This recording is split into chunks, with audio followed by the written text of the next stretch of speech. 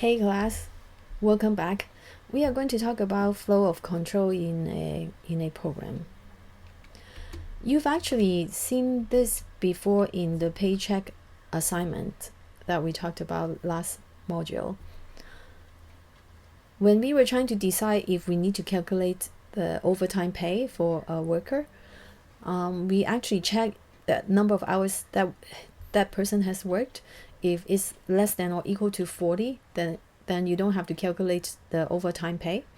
But if it's larger than 40, then you have to.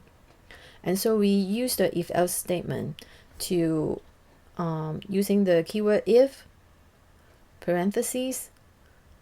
The condition we are going to test is the number of hours worked. Is it smaller than or equal to 40? If so, then we execute the statements that's within this curly bracelets. If otherwise, which is else, then we will do the things within here.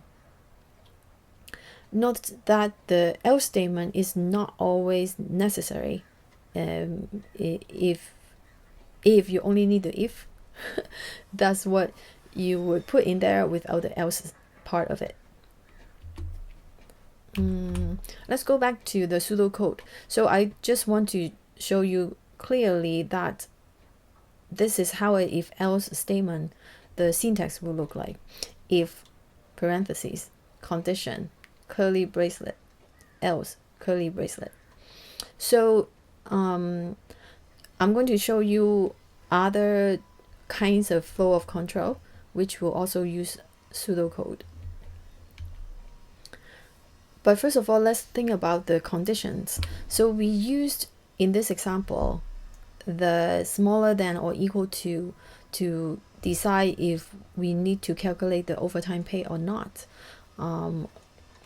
But there are other comparison operators that you can use to be evaluated into true or false so that you can control the flow of the program, how the program goes. For example, simply smaller than, larger than, or equal to.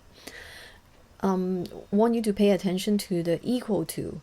If you want the two value to be exactly the same and test if it is the case, you have to use two equal signs. So remember that, because one equal sign is being used as an assignment operator. So you assign value to the variable in the left hand side.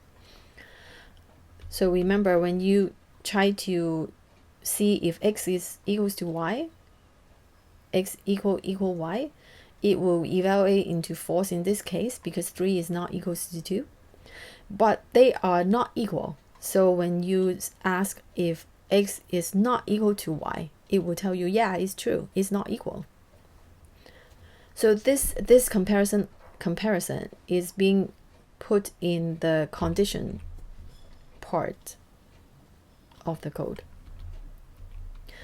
The same for while loop. So what is while loop? While loop is if this condition is met, then this code inside the curly bracelets are being executed until this condition becomes false. So let's look at an example in Xcode. So this is called 2a. I actually put it called 2a. You could find the code later in Canvas.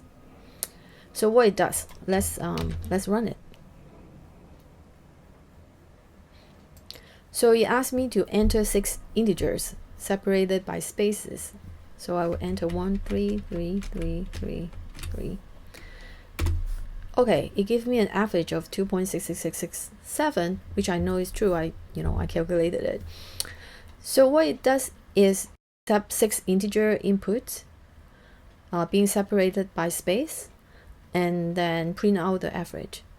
So how do I do this in a while loop so that it's more elegant instead of having to and then also having 6 integers? What if I'm trying to have 100 integers, right? So let's change this code so that we can use the while loop. I will comment out things that I don't need or will end up having errors. So let's say we would accept input as an integer x. And we will repeat this cin 6 times. I will say while a certain condition and then something that I would execute within this while loop. So, and within here, I want to cin x many times or 6 times. So how do I make this condition to be false or to be true 6 times so that the cin can be done 6 times and then it ends in that 6 times, right? So I will need a counter to count how many times I looped already. So let's add a count variable to count the number of times it has been executed. My guess is of course 6, right? But be careful because sometimes it could or could not. You see, it's nice. It actually remind me, hey, I need to start it with somewhere. If I don't start it, it doesn't know where it was.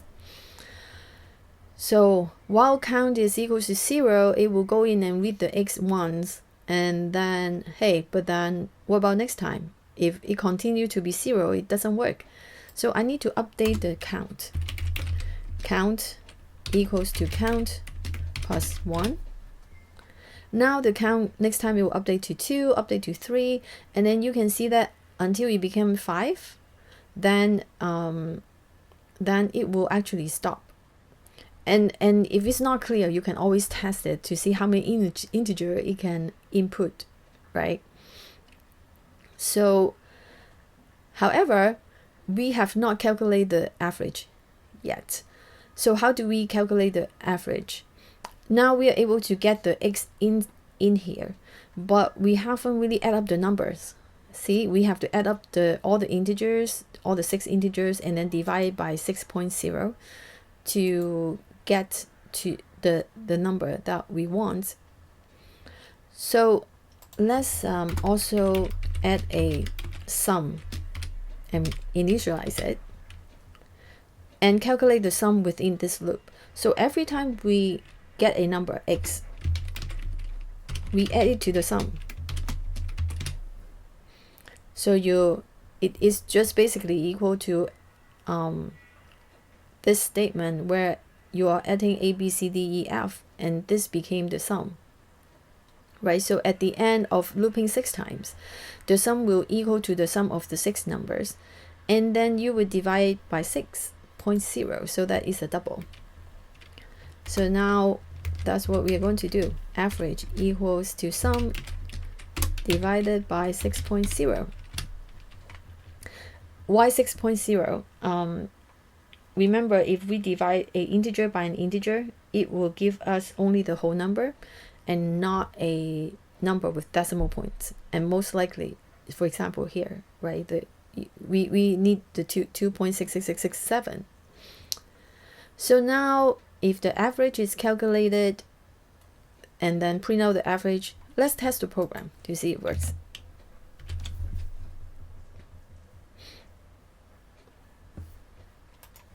Let's enter the same data points.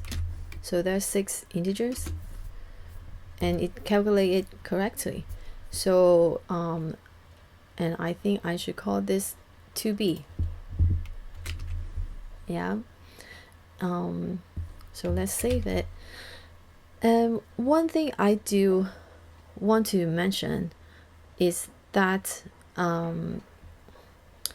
sometimes you might want to think about this ahead of time. Right now I'm kind of didn't plan it out, but if you need to, it's always okay to plan it out, write it down on paper, like when we were doing the first homework, the first program, like P in the pod, we do the calculation first and then put it on the program. So always okay to do it that way. Now go back to our slides. Want to mention about infinite loop. So we almost actually make an infinite loop if we didn't think about the count.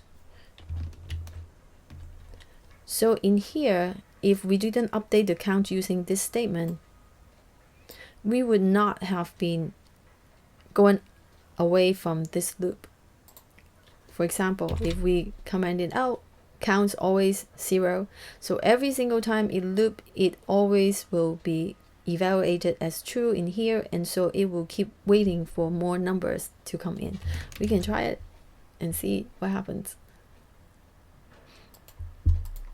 So 1 3 3 3 3 3, but it doesn't do anything because it's still input. You can continue forever and the program will still be waiting for you to input numbers.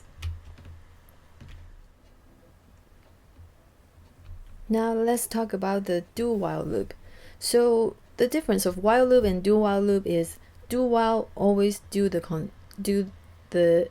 the code within that curly bracelets once.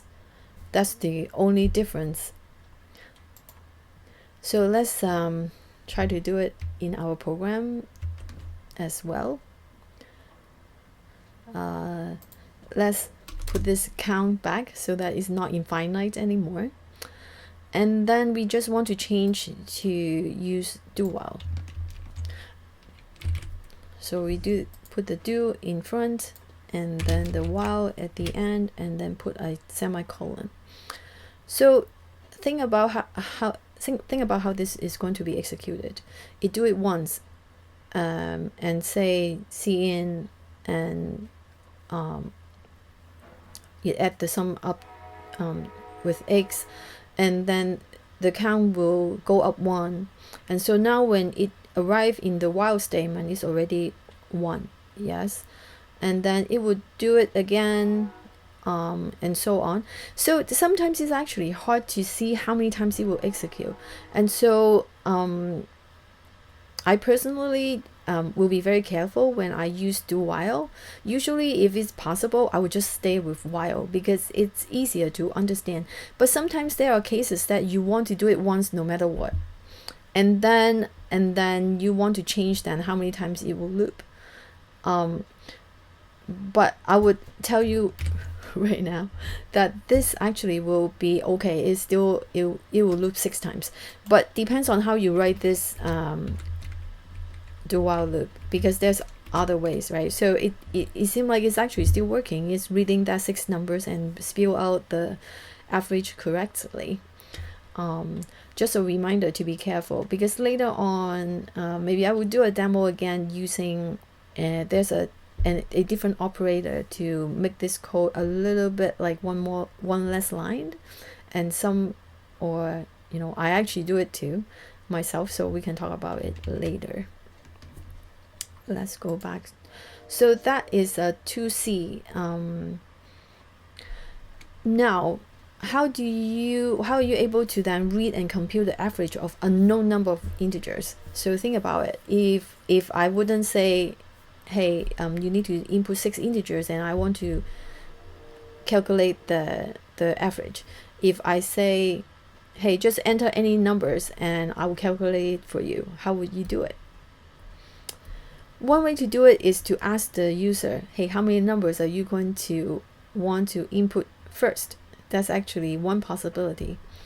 Another way is to read the integer or read the input, and let's say if the input is a character y, for example, or n, then you would stop inputting the integer. But we are not going to do a demo on that one, but I want you to think about it. It's a challenge project for you. So we will go to testing, debugging, and bug reporting next.